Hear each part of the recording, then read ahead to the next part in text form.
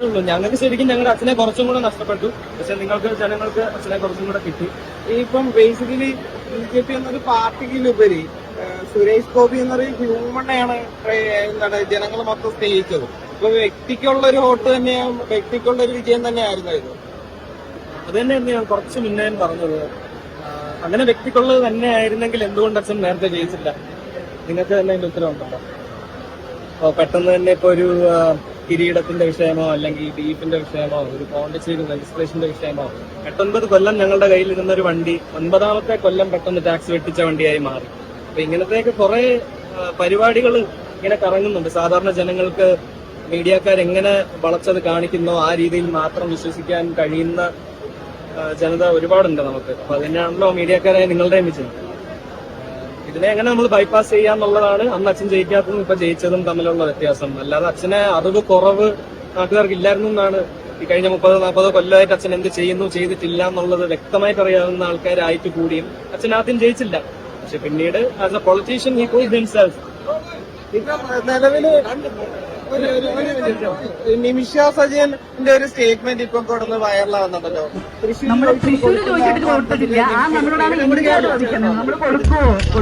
പക്ഷെ ഇത് അന്ന് പറഞ്ഞ സമയത്ത് മീഡിയക്കാർ ഇത് വൈറലാക്കിയതും ഞാൻ അന്ന് കണ്ടിരുന്നു.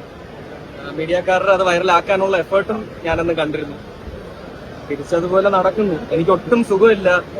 നിമിഷ ഇത് കാരണം വിഷമിക്കുന്നുണ്ടെങ്കിൽ അത് എനിക്കോ എന്റെ അച്ഛനോ ഒട്ടും സന്തോഷം കൂടുതൽ തരുന്നില്ല. നിമിഷയ്ക്ക് പക്ഷെ അന്നത് പറഞ്ഞപ്പോ ചിലപ്പോൾ സന്തോഷം ഉണ്ടായിരിക്കാം. അത് രണ്ട് വ്യക്തികളുടെ വ്യത്യസ്തമായ പെർസെപ്ഷനും മനസ്സുമാണ്. എന്റെ അച്ഛൻ അതുകൊണ്ട് നിമിഷയെ വെറുക്കുകയോ അല്ലെങ്കിൽ മോശം സംസാരിക്കുകയോ ഒന്നും ഇതുവരെ ചെയ്തിട്ടില്ല. പക്ഷെ നിമിഷയ്ക്ക് അങ്ങനെ പറയാൻ തോന്നി. ഇന്ന് തിരിച്ച് നിമിഷയ്ക്കെതിരെ ഈ വീഡിയോസ് വരുമ്പോഴും എന്റെ അച്ഛൻ അതിനെ പ്രോത്സാഹിപ്പിക്കുന്നതോ അത് കണ്ടതുകൊണ്ട് സന്തോഷിക്കുന്നതോ ഒന്നുമില്ല.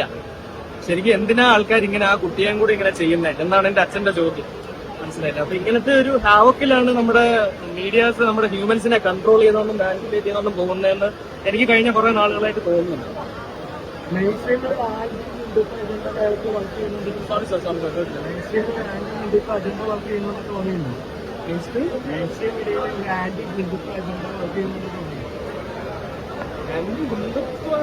അത് നേരത്തെ പറഞ്ഞു. എനിക്ക് അത്ര പൊളിറ്റിക്കലി നോളജബിൾ ആയിട്ടുള്ള ഒരു വ്യക്തിയല്ല.